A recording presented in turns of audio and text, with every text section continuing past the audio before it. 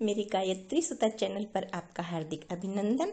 आज तो मैं अपने प्यारे बच्चों के लिए और बड़ों के लिए भी और अपने सभी व्यूवर्स के लिए बहुत मज़ेदार, रोचक, प्रेरणादायक कहानी लेकर आई हूँ। आप कहानी पूरी ध्यान से सुनेंगे तो आपको बहुत अच्छा लगेगा और आपको बहुत प्रेरणादायक जानकारी इससे मिलेगी। अगर आपने अभी तक चैनल को सब्सक्राइब नहीं किया है तो चैनल को सब्सक्राइब कर लें ताकि न्यू वीडियोस के नोटिफिकेशंस आप तक पहुंच सकें। आप कहानी को पूरी सुनेंगे, बहुत ही मज़ेदार, प्रेरणादायक, रोचक कहानी है। कहानी प्रारंभ करते हैं। एक जंगल में एक साधु बाबा रहते थे। उन्होंने बहुत सारे तोते रखे हुए थे और भी बहुत से जानवर उनके आंगन में विहार करते रहते थे। अपने तोतों से और सभी जानवरों से साधु बाबा बहुत प्रेम किया करते थे।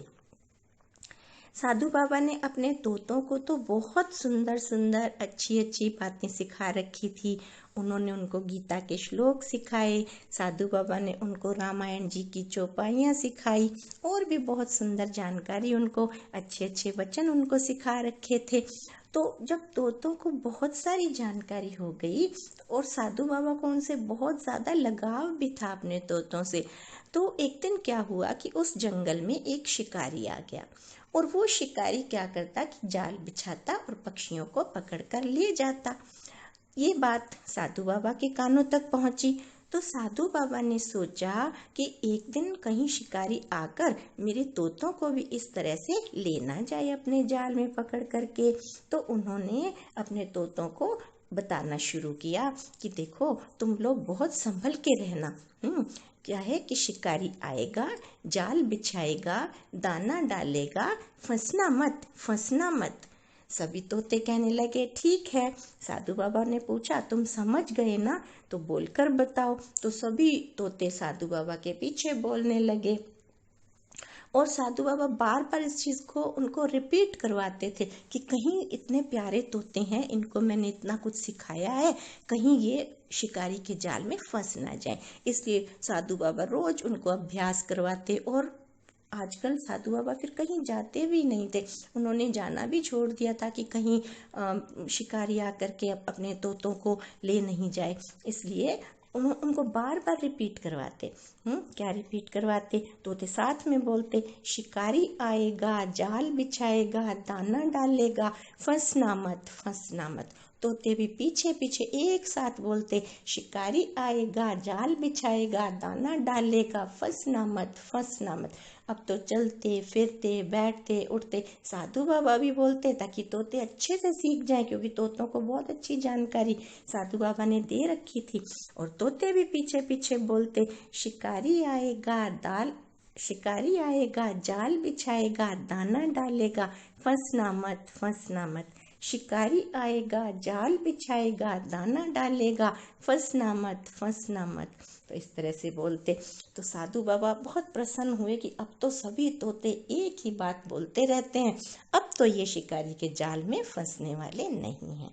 तो साधु बाबा ने अपना छोड़ करके कुटिया, जैसे पहले जाया करते थे, जंगल में से लकड़ी लेने जाते, नदी तक स्नान करने जाते, तो उन्होंने फिर से जाना शुरू किया और तोते पीछे से बोलते रहते, शिकारी आएगा, जाल बिछाएगा, दाना डालेगा, फंसना मत, फंसना मत। शिकारी आएगा, जाल बिछाएगा, दाना डालेगा, फंसना मत, फंसना मत।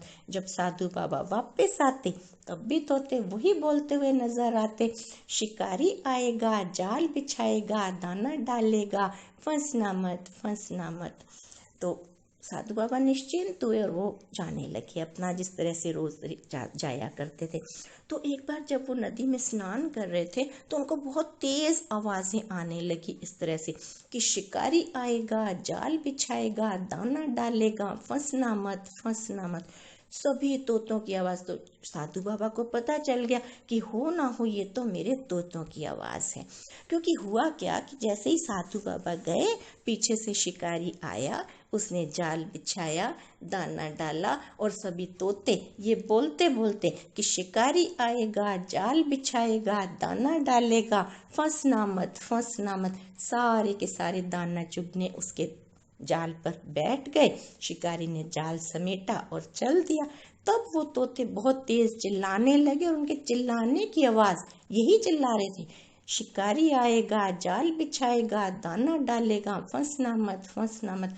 तो यही बात जोर जोर से चिल्लाकर बोल रहे थे, तो साधु बाबा के कानों तक पड़ी थी। तो साधु बाबा फटाफट उन्होंने अपने जो है धोती लपेटी, अपना अंगूछा समेटा और वहां से आए। रास्ते में उनको वही शिकारी मिला, तो शिकारी के जाल में सभी तोते थे और वही बोल रहे थे, शिकारी आएगा, जाल बिछाएगा, दाना डालेगा, फंसना मत, फंसना मत। तो साधु बाबा की तो पकड़ में आ गया वो शिकारी। तो साधु बाबा ने शिकारी को बोला कि ये तो मेरे तोते हैं, इतना चिल्ला चिल्ला कर ये मुझे ही बुला रहे हैं, तुम इन तोतों को वापस मेरी ही कुटिया में ले चलो और छोड़ करके आओ। तो शिकारी तो डर गया, क्योंकि तोते इतना बहुत सारे तोते थे, एक साथ एक ही बात बोल रहे थे, तो एकता में तो शक्ति होती है। तो शिकारी वापस साधु बाबा के साथ चल दिया, कुटिया में आया, उन्होंने कुटिया में अपना जाल खोला और सारे तोते वहीं पर छोड़ दिए। तो सब तोते कहने लगे, साधु बाबा ने उनको डांट लगाई कि भाई तुम बोल तो रहे हो कि शिकारी आएगा, जाल बिछाएगा, दाना डालेगा, फंसना मत, फंसना मत। तो तोते बहुत भोलेपन से कहने लगे, हाँ हम तो बोल रहे थे, फिर भी शिकारी हमको ले गया। तो साधु बाबा हंसने लगे, तोतों को बहुत प्यार किया। उन्होंने बताया कि ऐसा तुम्हें नहीं करना चाहिए था। जब तुम वाणी से बोल रहे हो कि शिकारी आएगा, जाल बिछाएगा, दाना डालेगा, फंसना मत, फंसना मत, तो इस बात को तुम्हें मनन भी करना चाहिए था और तुम्हारा कर्म भी उसी दिशा में होना चाहिए था, फिर तो तुम्हें शिकारी कभी भी नहीं पकड़ सकता। अब आज के बाद तुम ये गलती कभी नहीं करोगे। तो तोतों की बात समझ में आ गई। साधु बाबा ने उनको बहुत देर तक अच्छे से समझाया कि अगर हम किसी काम में सफलता चाहते हैं तो हमारा मन, हमारी वाणी, हमारा कर्म एक ही दिशा में होना चाहिए। तो प्रिय दर्शकगण, प्रिय श्रोतागण, देखिए जब भी हम किसी काम में सफलता चाहते हैं तो ये नहीं कि हमारे मन में कुछ और है, वाणी से हम कुछ और कर रहे हैं, कर्म हमारे किसी और दिशा में है, ऐसे तो कभी भी सफलता नहीं मिलने वाली। अगर हम सफलता चाहते हैं तो हमें जो हमारे मन में है उसी प्रकार से हमें वाणी से काम लेना है और उसी प्रकार से हमें अपने कर्म करने हैं, तो सफलता निश्चित है। याद रहे, अगर मन, वाणी और कर्म एक ही दिशा में कार्यरत हों तो सफलता निश्चित है। मैं आशा करती हूँ आपको ये कहानी बहुत पसंद आई होगी। अगर कहानी पसंद आई है तो लाइक करें और अपने फ्रेंड्स के साथ शेयर भी करें, चैनल को सब्सक्राइब कर लें। कहानी पूरी सुनने के लिए बहुत बहुत धन्यवाद। मन, वाणी, कर्म सदैव एक ही दिशा में।